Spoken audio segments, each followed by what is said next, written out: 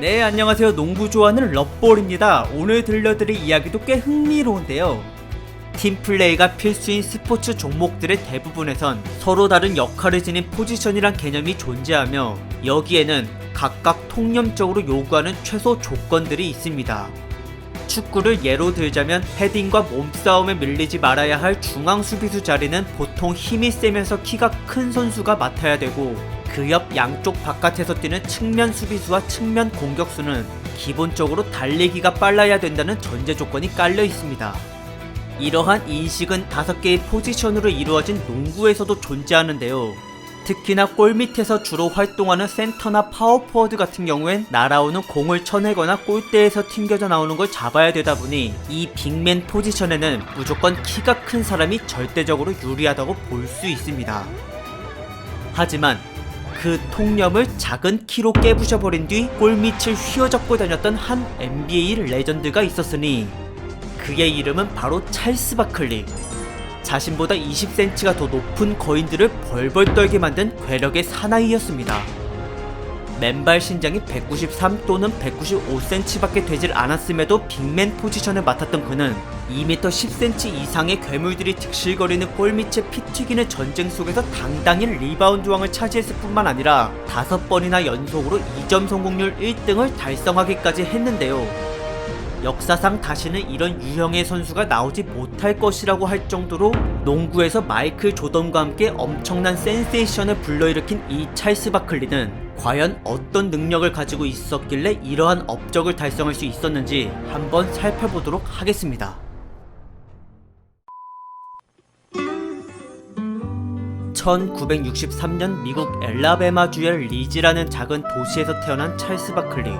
그러나 가정 형편이 너무 어려워서 아빠가 일찍이 집을 떠나버릴 정도로 그의 어린 시절은 매우 불우하였는데, 그래도 엄마와 할머니만은 바클리를 포기하지 않았고 그녀들은 가정부와 청소부 등 온갖 잡일을 가리지 않으며 이 어린아이를 지극정성으로 키워주었습니다. 이렇게 두 분이서 고생하는 모습을 보고 자란 바클리는 어느 날 반드시 가난에서 벗어나겠다는 목표를 세움과 동시에 그 수단을 농구로 삼았고 매일같이 연습과 함께 집 뒷마당 울타리를 넘으며 점프력을 연마하였는데요. 덕분에 170cm로 가드 포지션을 맡고 있었던 그가 고등학교에 입학을 하고 나서 1년 뒤 178cm가 됐을 때에는 덩크를 할 수 있을 정도의 운동 능력을 가지게 되었습니다. 하지만 애석하게도 키가 작다 보니 바클리는 학교 대표팀에 뽑히질 못했고 3학년이 되고 나서는 그저 후보 선수에 불과했으며 이때도 키가 아직 178cm에 머물러 있다 보니 그에겐 더 이상 희망이 없어 보였습니다. 그러나 이때 정말로 신이란 게 존재하는지 4학년이 되기 직전 여름방학 때 바클리의 키는 무려 15cm나 자라게 되면서 193cm가 되었는데요. 덩달아 기량까지 치솟아 오르면서 끝내 주전 멤버가 된 그는 평균 19.1득점과 17.9리바운드로 26승 3패를 찍으며 팀을 엘라베마주의 고교농구 리그 4강전까지 이끌었습니다.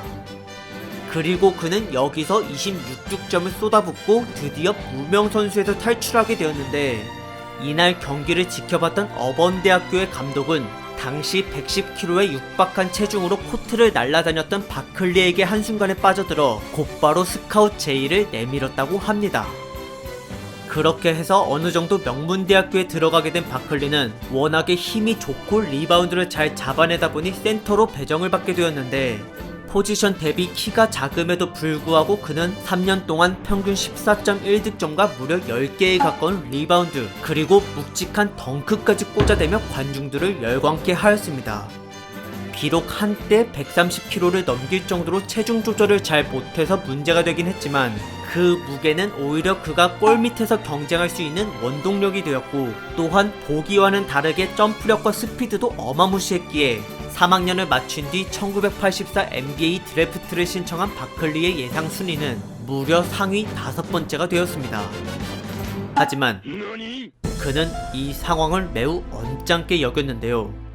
왜냐면 5번 지명권을 가진 필라델피아 76ers 팀은 당시 선수에게 쓸 수 있는 돈이 거의 남아있질 않아서 여기에 붙들렸다간 최소 연봉의 계약을 맺을 수밖에 없었기 때문입니다. 이 사실을 뒤늦게 알게 된 바클리는 자신을 포기하게 만들고자 120kg였던 몸무게를 불리기로 하였으며, 그렇게 이틀 동안 고칼로리 음식들만 골라서 미친듯이 먹어댄 끝에 136kg를 달성한 그는 마침내 필라델피아로부터 미움을 받는 데 성공하였습니다. 그러고 나서 며칠 뒤 드래프트가 열렸고, 이날 바클리를 데려간 팀은 필라델피아였는데요.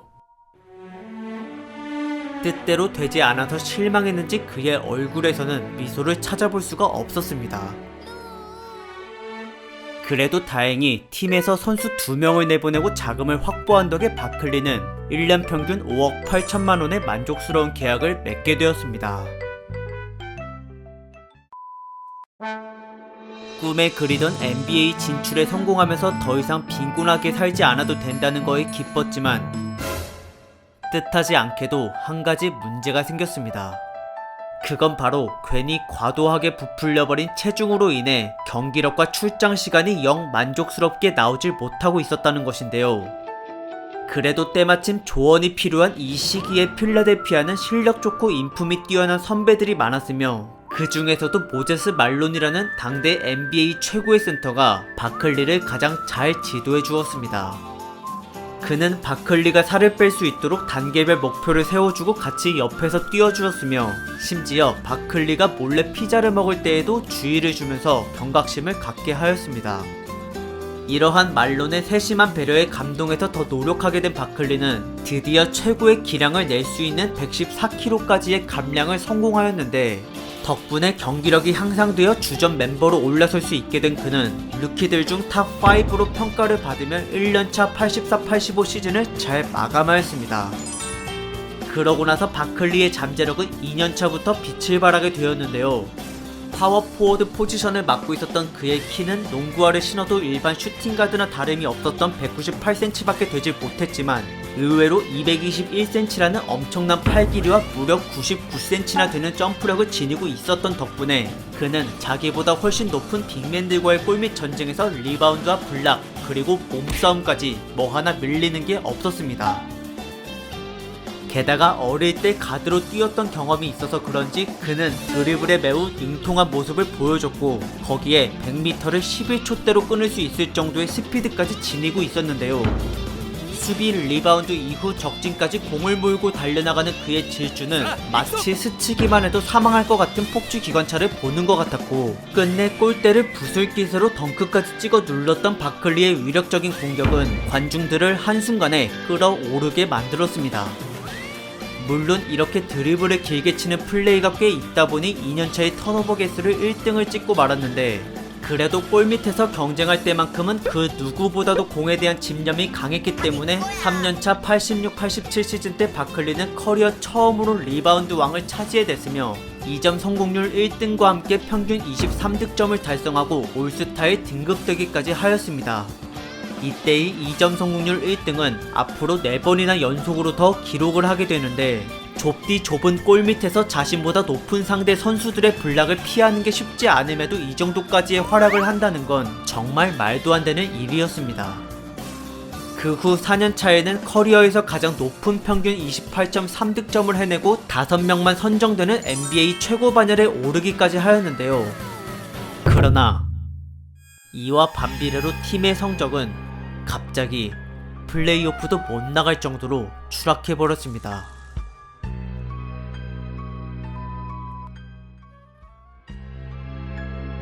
데뷔한 지 4년 동안 팀의 베테랑 선수들이 이적과 은퇴로 하나둘씩 떠나가면서 전력에 구멍이 생기게 되었고, 결국 필라델피아는 찰스 바클리의 원맨 팀이 되었습니다.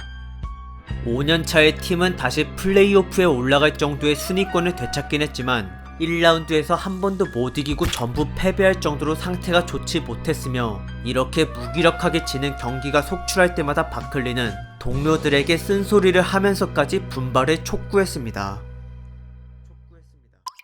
그래도 이러한 그의 승부욕이 효과가 있었는지 6년차 89-90 시즌의 팀의 전력이 어느 정도 보강되고 난 뒤로는 필라델피아가 한 번 더 강팀의 반열에 들어서게 되었는데요.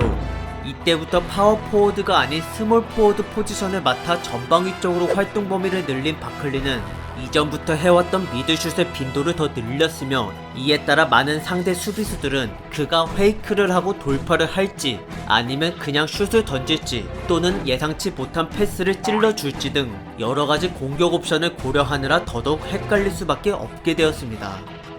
물론 골밑에서의 활약도 계속 이어나갔는데 상대를 등지고 서서히 파고드는 포스트업 상태에서는 슛을 쏠 때 한 손으로 하기보단 주로 두 손으로 공을 잡고 점프해 덩크 혹은 골밑 슛을 하였고 때로는 절도 있는 푸더크와 몸동작 페이크로 상대를 속인 뒤 유연하게 공을 올려놓기도 하였으며 만약 견제가 너무 심해서 한 번에 들어가질 않았다 하더라도 그는 몇 번이고 계속 리바운드를 해서 우겨넣기 식으로 어떻게든 득점을 마무리 지었습니다.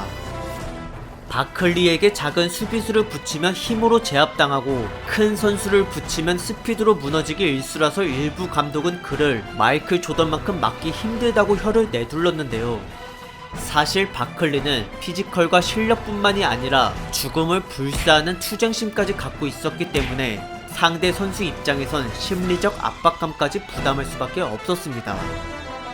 어쨌든 혼자 무쌍을 찍으며 평균 25.2득점에 2점 성공률 1등을 기록했던 바클리는 비록 간발의 차이로 MVP를 받지 못했지만 대신에 우승을 차지해내겠다는 목표로 플레이오프 1라운드를 꺾고 거침없이 2라운드에 뛰어들었는데요.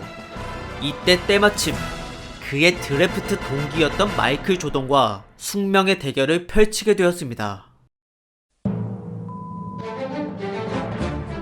NBA에서 자기보다 잘하는 선수는 없다고 여기며 늘 자신감을 가졌던 찰스 바클리. 하지만 사실 그는 마이클 조던을 의식하지 않을래야 아닐 수가 없었는데요. 과거 둘의 출발 지점은 2순위밖에 차이가 나지 않았지만 조던은 이미 루키 때부터 평균 득점 3등을 찍고 한순간에 유명해졌고 고작 4년 차에는 MVP까지 받아 NBA 최고 선수로 등극되기까지 한 상태였습니다.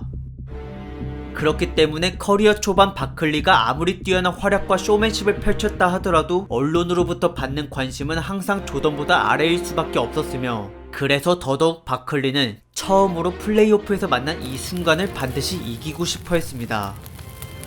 그러한 마음가짐으로 1차전에 돌입한 그는 시카고 불스에서 펼쳐진 원정 경기임에도 불구하고 이날 골밑을 장악하며 무려 20리바운드를 잡아챘는데 공격 또한 수많은 파울로 얻은 자유투를 11개 중 10개나 성공시키고 그 외에 저돌적인 활약까지 더해서 총 30득점을 뽑아냈습니다.